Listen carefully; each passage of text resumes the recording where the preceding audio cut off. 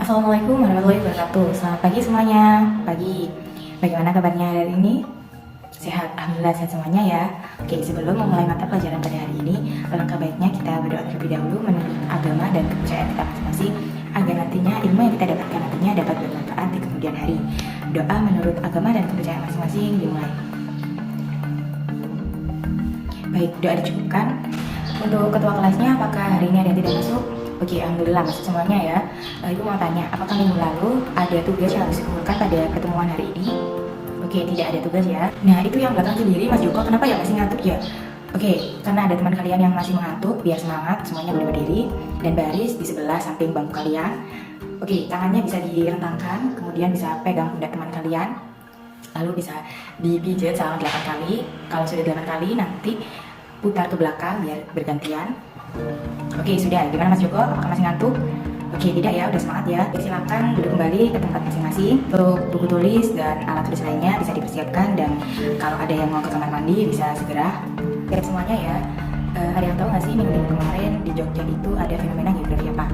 Oke, dia silakan. Oke, baik, betul sekali. Ada fenomena tentang erupsi Gunung Merapi. Nah, kira-kira jika kalian berada di tempat yang dekat dengan erupsi Gunung Merapi, kira-kira apa sih yang kalian lakukan? Ada yang menetap, ada yang jalan mengungsi, ada yang pindah lokasi, dan lain sebagainya. Nah, dari adanya fenomena erupsi gunung tersebut berarti termasuk fenomena bencana geologis. Ada yang mengingat ya? Itu kan termasuk materi minggu kemarin. Bencana geologis itu apa? Silakan Nabila. Jadi, oke, betul sekali jawaban dari Nabila.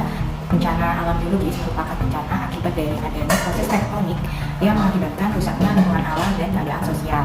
Berarti semuanya sudah memahami materi sebelumnya ya, mengenai pengertian bencana, jenis-jenis bencana, lalu mengapa Indonesia menjadi negara yang rawan akan bencana. Oleh dari itu, dari seluruh rangkaian materi sebelumnya, maka pentingnya kita mengenal tentang mitigasi bencana alam. Nah, tujuan pembelajaran pada hari ini tentang mitigasi bencana, ada yang tahu nggak sih pentingnya kita mempelajari mitigasi bencana itu untuk apa? Oke, dapat sekali jawabannya. Upaya-upaya apa yang harus dilakukan sebelum, saat, dan sesudah terjadinya bencana alam. Nah, Ibu sendiri menambahkan tujuan dari pembelajaran kita mengenai mitigasi bencana yaitu serangkaian upaya untuk meminimalisir resiko terjadinya bencana melalui pembangunan fisik maupun penyadaran dan peningkatan akan ancaman dari bencana tersebut. Nah, selanjutnya kita akan melakukan literasi digital mengenai bagaimana apabila terjadi bencana alam, baik saat, sebelum, dan sesudah bencana alam. Oke, kalian bisa membuka grup WhatsApp kalian yang sudah dikasih link dan barcode untuk materi yang akan kalian pelajari. Oke, baik, dari literasi yang telah kalian baca dan berikan, Ibu mau melakukan sebuah kuis. Pertama yaitu 1. Bagaimana mitigasi bencana terhadap gunung meletus. Oke, Gresha, silakan berdiri. Oke, tepat sekali jawabannya. Yang pertama yaitu kita melakukan pemantauan terhadap gunung api. Yang kedua, kita memberikan atau bisa membuat peta kawasan rawan bencana. Yang ketiga yaitu pemantapan atau penyuluhan terkait informasi gunung api. Dan biasanya informasi dan pemantauan ini dapat kita ketahui melalui Badan Penyelidik dan Pengembangan Teknologi Kebencanaan Geologi yang nantinya akan memberikan sebuah informasi kepada masyarakat atau penduduk sekitaran Gunung Merapi. Setelah itu memberikan kuis ini nantinya sebagai nilai tambahan kalian waktu mengerjakan ulangan harian atau asesmen informatif.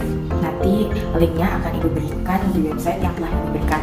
Di sana nanti bisa kalian kerjakan dimanapun dan kapanpun, karena pokoknya waktunya hanya Ibu berikan selama 1 jam. Ini kalian akan melakukan kerja kelompok, bisa berkelompok 5 orang karena jumlah kalian 30 siswa.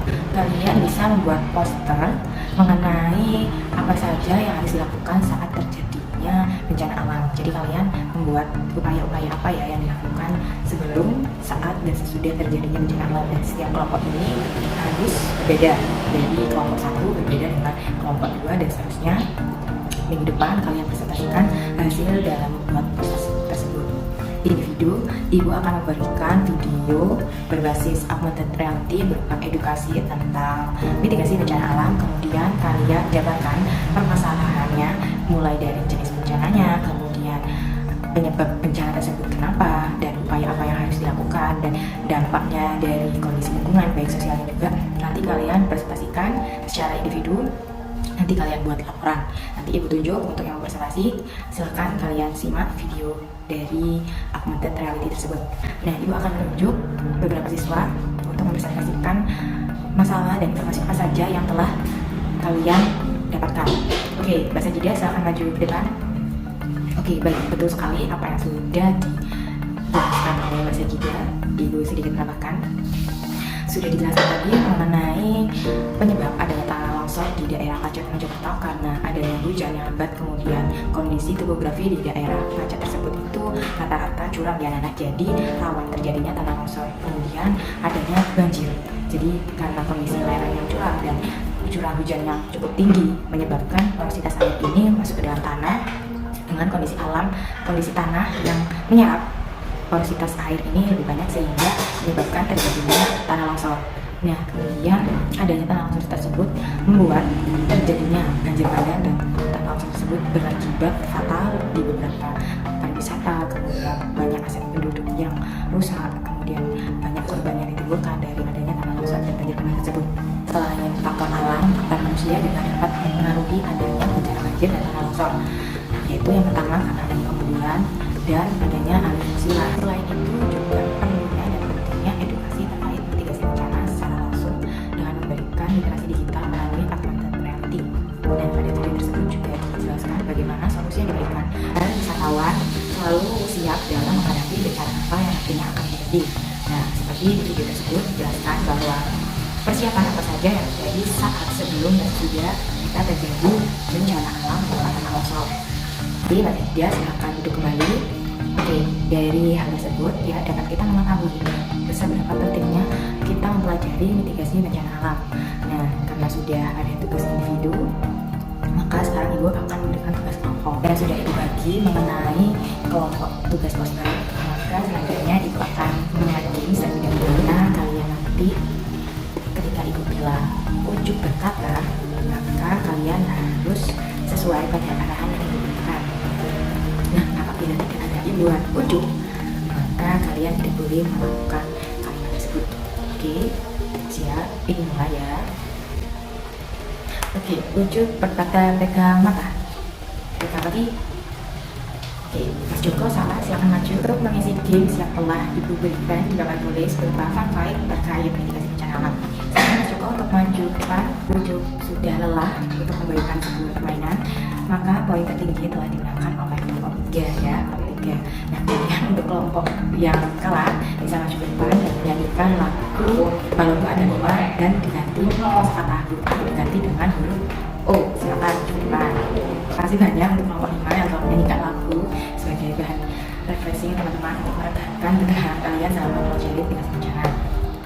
Nah, karena kita sudah di penghujung mata pelajaran dan sudah menunjukkan mata pelajaran sudah selesai, maka mengakhiri kegiatan pada pelajaran hari ini. Nah, apakah ada yang mau menyimpulkan apa saja yang telah kita pelajari pada hari ini? Ada yang Puloto ingin menyampaikan? Nah, betul sekali apa yang telah disampaikan oleh Mbak Nabila Puloto, bahwa ketika kita mempelajari mitigasi bencana, kita mengetahui bahwasannya apa saja yang harus kita persiapkan mulai dari sebelum, saat, dan terjadi bencana alam tersebut. Nah, upaya-upaya apa yang harus kita minimalisir dalam upaya pencegahan bencana yang akan terjadi.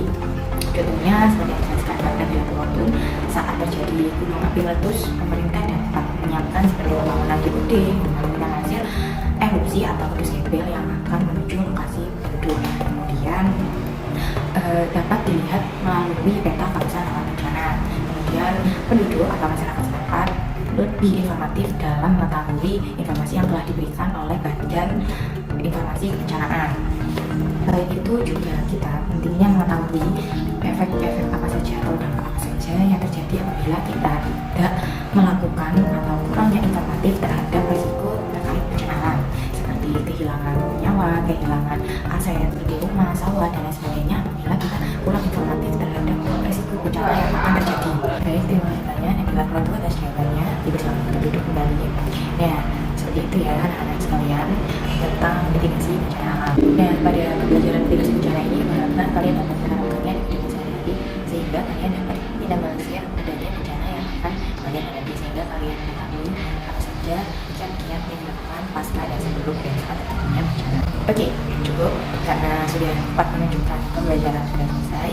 Terima kasih banyak. Ibu harapkan kalian dapat menerima materi tersebut dan maaf apabila Ibu ada salah kata, baik sengaja maupun tidak sengaja. Dari dan asesmen formatif beserta edukasi atau fun fact tentang mitigasi bencana dapat kalian pelajari melalui website atau link yang telah kita berikan terlebih dahulu agar manfaat ilmu yang kita dapatkan pada hari ini dapat berguna dan bermanfaat nantinya. Berdoa menurut pengalaman dan keyakinan yang masing-masing. Baik, doa Ibu cukupkan. Oke, wassalamualaikum warahmatullahi wabarakatuh. Sampai jumpa di pertemuan selanjutnya.